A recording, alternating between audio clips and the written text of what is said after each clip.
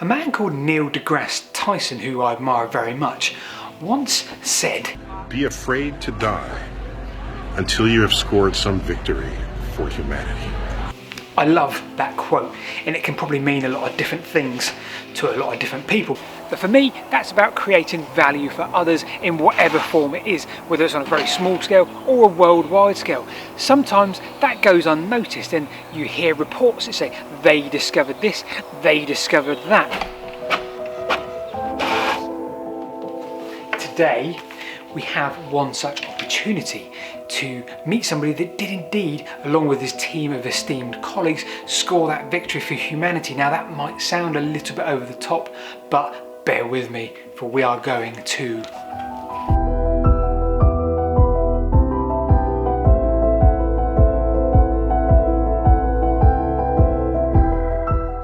I understand that you're working on the Sarsen Stones at Stonehenge. Could you give me a ring?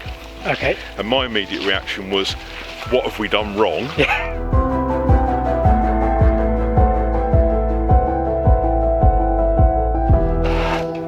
So let's give you some context to today's story and what we're trying to achieve in this video.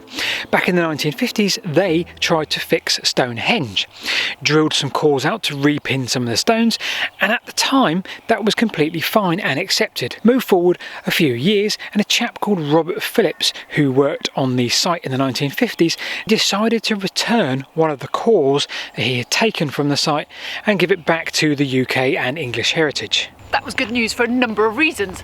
Technology and some. Stonehenge is made up of larger Sarsens and smaller bluestones. The smaller bluestones, they are known to have been sourced from southwest Wales, the Preseli Mountains. But the larger Sarsen stones, well, nobody really knew.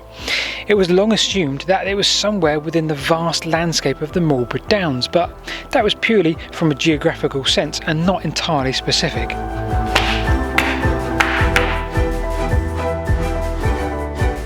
Then came the core, and it allowed geochemistry analysis to compare it against hundreds of other sites around the UK. And all of a sudden, the location of the stones was known. They had discovered the origin of the stones.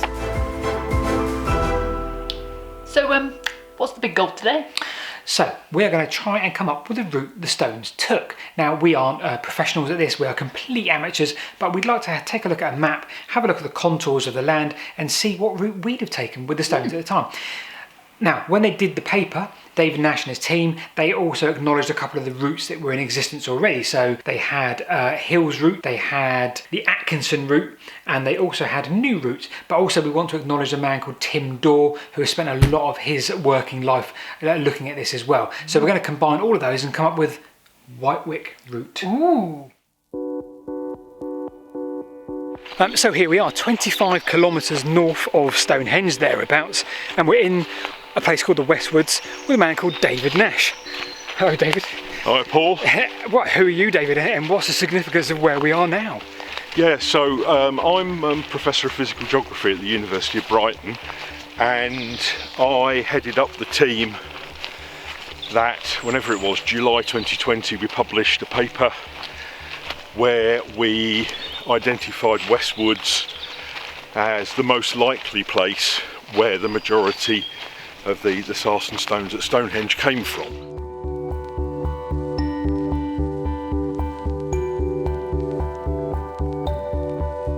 So, I mean, I've mainly worked over the years in Southern Africa, and it's a bit of a strange link between Southern Africa and Wiltshire, but I've worked on a particular stone type which is called silkrete.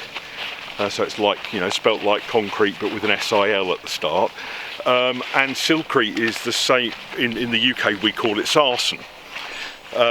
So I've been working on various projects, including ones linking into archaeology in mainly Botswana. And what we basically discovered about 7-8 years ago was a technique that you could look at the chemistry of a silkrete and figure out whereabouts it came from.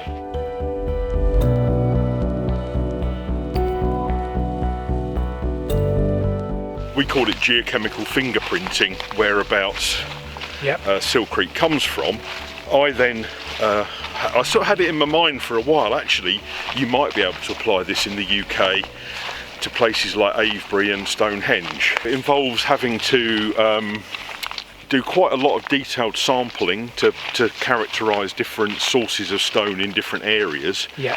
But then if you've got analyses of a particular stone, so in this case we then applied it to Stonehenge, yeah. you can try and match the fingerprints together of the chemistry. So we're going to do purple as the hills route, ironically, which is not hilly, it's down through the River Avon in the Avon Valley. We're going to do green as new route. New route, we don't know who came up with that, but either way, we'll take a look at that by mapping it below. So I kind of got in contact with two of the leading archaeologists that work at Stonehenge are Tim Darvill, who's at Bournemouth University, and Mike Parker-Pearson, who's at University College in London. Yeah. And we applied for a grant to do some work. We had a couple of goes, but we eventually got some good funding from the British Academy. Yeah. I got an email through from somebody at English Heritage who said, I understand that you're working on the Sarsen Stones at Stonehenge, could you give me a ring? Okay. And my immediate reaction was, what have we done wrong? But no, it was basically this sort of story saying this core has appeared. Yeah. And would it be useful? At which point I nearly jumped, bit the hand off. Yeah. Being able to get hold of a piece of stone from the inside, but also from a known stone, that was really critical. Yes. We'd already done analyses of the surface of the stones at Stonehenge. Yeah. And we knew by that point that they had a very common chemistry, very, very similar chemistry across all bar two of the stones. Yeah. Of the ones that are left, which yeah, is... the ones that are left, which is 52 out of the probably 80 that were there originally. So you had it in your head that they probably came from the same sort of place anyway, because of their chemical composition. Yes, that's right, yeah. So, you've got this very...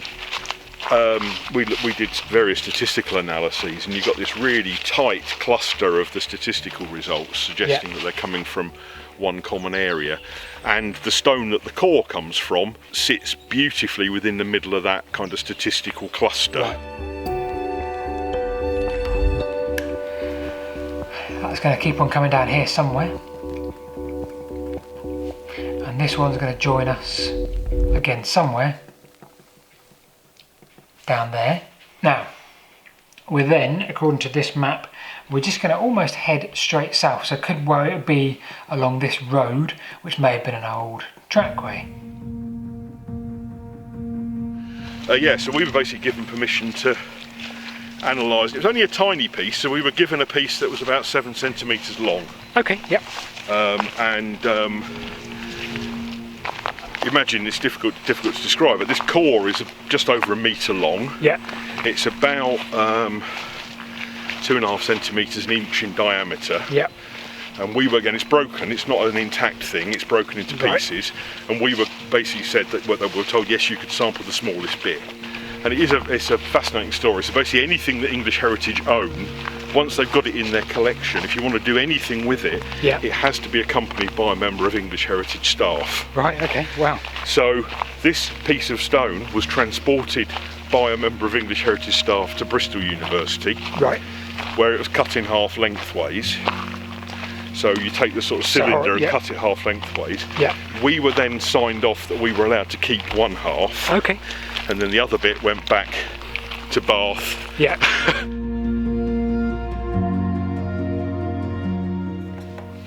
Right, when we get to Marden,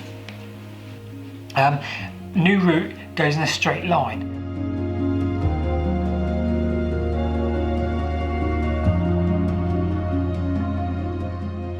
You know, we had areas, and I mean, our original aim, we never thought we would find an area with a chemical match straight away. Yeah. So our best hope was that we'd start knocking areas out that didn't match. Yeah.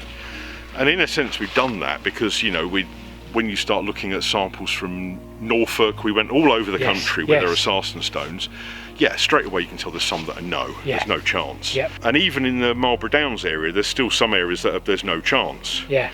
But we never quite thought, well, we'll strike gold. Yeah. we went and did some sampling. We booked in for a day with a woman called Katie Whitaker, who's an archaeologist. So she works partly for Historic England and partly doing her PhD at Reading University. Katie's a real expert on Sarsens in the Marlborough area. Yeah.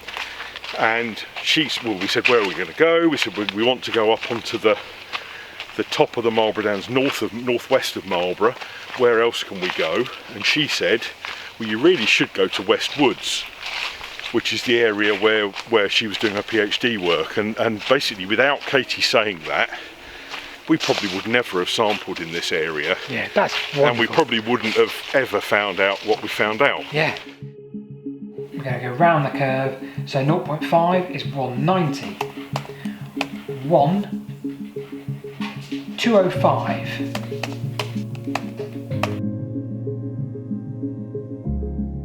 So again, not just for our sort of channel with regards to the route and the landscape and the thinking behind the route, there's so many more questions for you guys as well. Yeah, loads. That's brilliant. Ones that we clearly wouldn't, no comprehension of, but yeah. Yeah, in a sense, what we've done, we only did a small number of samples in West Woods. We had to do the same number in each place for comparison. You want to make sure you're comparing like with like. Yeah. So we sampled in a particular area in the northwest of West Woods. We don't know how variable the Sarsens are across West Woods.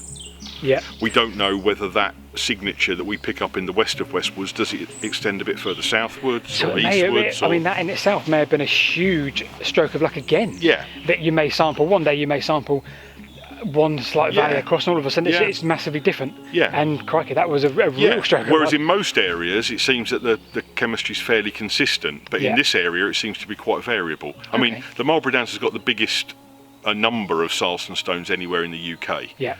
So there must have originally been quite a big thickness of sand that was then cemented to form them. It would have been possibly quite a complex situation regarding the original sediments. We would love to talk about the route because now in your paper there is a map, and there's the old Atkinson route, which obviously I guess is your study almost ruled that out on the basis that started, I think, at Avebury. So then there's two more routes. Yeah. So we've got the Hills route, I think. Yeah, that's correct. So that's from a paper in the 1950s. Right. So Atkinson, I guess the difficulty with figuring out the routes that the stones took to Stonehenge is, until our work, you didn't really have any idea of a starting point. And the assumption was probably that they'd come from areas a bit to the north of West Woods, on the other side of the Kennet Valley, purely because that's the most visible, obvious areas of Sarsen. Yeah. 5 is 200. 5.5 is 175. What we do have is a chemical match to the West Woods area. Yeah. But at least I guess what that does is it gives you an area on a map that you can then start to think a bit more about routeways from.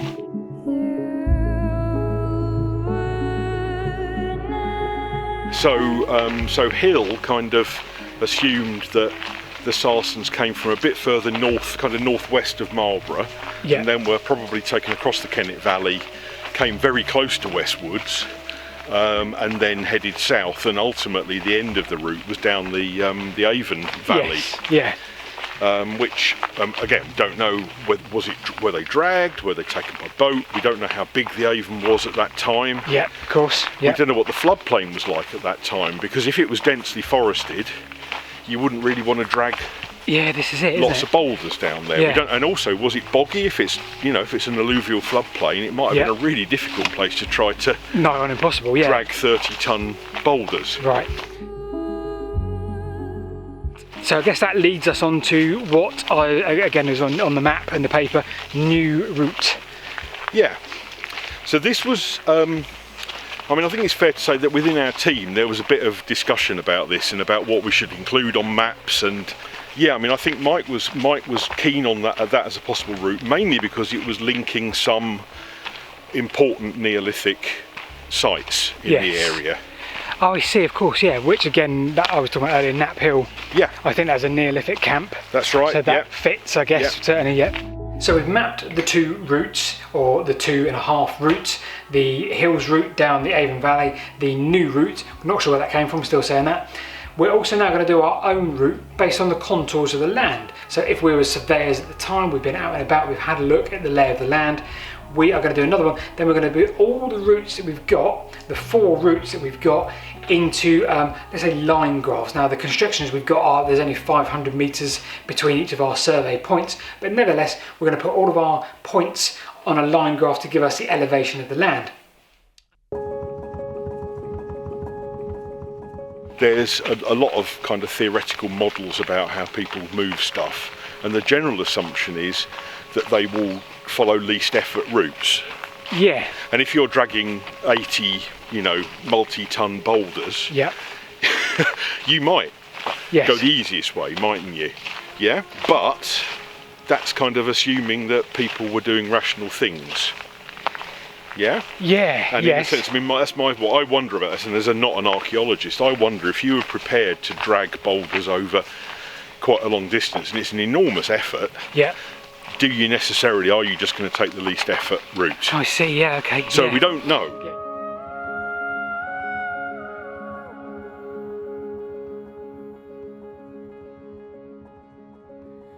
Sarsens you'd probably originally find them up on high hilltops. Yeah. And what's happened over time is that in many places those boulders that were probably sitting up on plateau surfaces have kind of been eroded and they've been moved, and a lot of the ideas are it links into the last ice age when this area wasn't covered by glaciers but it was periglacial. So it would have been blooming cold, and you would have had freeze-thaw going on and the ground freezing and then thawing out, and stones very, very slowly moving down slopes. And so if you go to this area now, you go to places like Clatford Bottom, which is rammed with Sarsen stones. Yeah. And they probably all come originally from the high land, and then they just move down with gravity slowly, maybe over multiple years, who knows how long. Yeah. So we wanted to avoid the valley bottoms because the stones could have come from anywhere on the plateau around the valley. We mainly sampled up northwest of Hurdsley Bottom, up on the plateau top there. Right. We call it in natural position because these things, bear in mind, they would have been originally within sediment, and then that sediment's all been eroded away and it's just left the boulder. So they're not quite in perfect geological position, but they're in natural context. Yeah. This particular area is it's a sort of shallow valley. It's part of the White Horse Trail, it's called, isn't it? White Horse Way, I can't remember. White Horse Trail. Yeah. That comes off south from Westwoods, and this was certainly one of the routeways that Mike Parker-Pearson was keen on as a possible route, and it's kind of logical because it's a shallow valley, comes off the plateau surface. And if again, assuming this kind of least effort approach, it's the kind of place that if you were going to move stones, you'd probably follow, because at least it makes topographic sense rather than unnecessarily dragging them over hills. Yeah.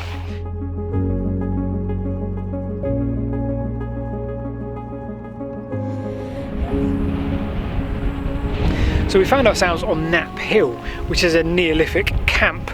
So may well have some significance, and it's a conjecture of the route we're talking about again. We're 2 or 3 kilometres south of Westwoods and we're on the new route. So in terms of the future of what we can do, David, in terms of the geochemistry, and if we ever found fragments here of Sarsen, that could lead us to some ideas about the route they took. Yeah, I mean it's certainly possible that I don't know of excavations at Knapp Hill. I know there have been excavations at Marden, which is right behind me. And I know that at Marden, as part of the archaeological work, they've found quite a lot of Sarsen debris. So there's lots of chippings there, and something that we might be able to do in the future is analyse some of those chippings and then see whether their chemical fingerprint is the same as what we find at Westwoods. Yeah. Now it's pure conjecture, but if it were, that potentially suggests that the stone has come from Westwoods through this area. Now, we can't quite make the link to Stonehenge, but it's interesting, isn't it, that, you know, if you can say, well, there's stone at Westwoods and the stone here, it's got the same signature. Yeah. What we'd have to do is demonstrate that there isn't stone or there is stone with different signatures around here. Yes, To say that's that the key, stuff isn't at it? Marden Yeah. is different is unusual. Yeah. But then potentially we might have at least 2 points on a route. Yeah. So we might have a start point Yeah. and a middle Yeah. point and an end point, I guess. Probably a good opportunity to thank you for your time, David, because we're genuinely humbled to be in your presence. No, you lap it up, David, because it's a pleasure, isn't it? We get to speak to a few people, don't we? But it's nice to speak to someone that has done something for, you know, that will live on forever and be part of a bigger picture. And it's really good to be there. Really appreciate you coming out. Apart from the mud. There's been a little bit of mud, isn't there? I'm not going to point fingers at anybody whose decision that was to not wear the complete right choice of footwear. Oh, dear. No. But yeah, thank you, David. Appreciate pleasure. that. Absolute pleasure. So where does that leave us with the whole Whitewick route? Do you mean the Whitewick route? Yes, that Whitewick route. Okay, so we're going to overlay now our final route. Now this is based on elevation largely and the least effort, so minimal up and downness, shall we say. Now we're going to do this as an OS map. We've got a media license, so we can produce these images. It's a pure conjecture, it's us being amateurs. It's us having a bit of fun, to be It's fair. us having a bit of fun, exactly. And of course, we've also taken the advice of somebody called Tim Dorr, who we mentioned earlier in the film. Tim's done a lot of work on the route already. Go and check out his blog. We also want to acknowledge that this wasn't just about David Nash, it was about David Nash and his colleagues, who we will credit below in the description. Go and check out their Twitter handles and social media. We haven't changed New Route that much. All we've done is move the Salisbury Plain part slightly to the west as you enter Salisbury Plain from the north, because it avoids 2 or 3 valleys. Now we do have around about 2 to 2.5 hours worth of footage of David Nash talking, which is completely fascinating, and we don't want to lose it or waste it. So what we're going to do is we're going to put this on our Patreon community and our YouTube members community, very much the same thing. So if you want to see that, you're going to need to sign up, I'm afraid. Don't get cross at us, but do check it out because it's well worth your time. Otherwise, what do you think? Let us know in the comments below. Hope you've enjoyed the video, and we'll see you next week, 5 PM every Sunday, folks.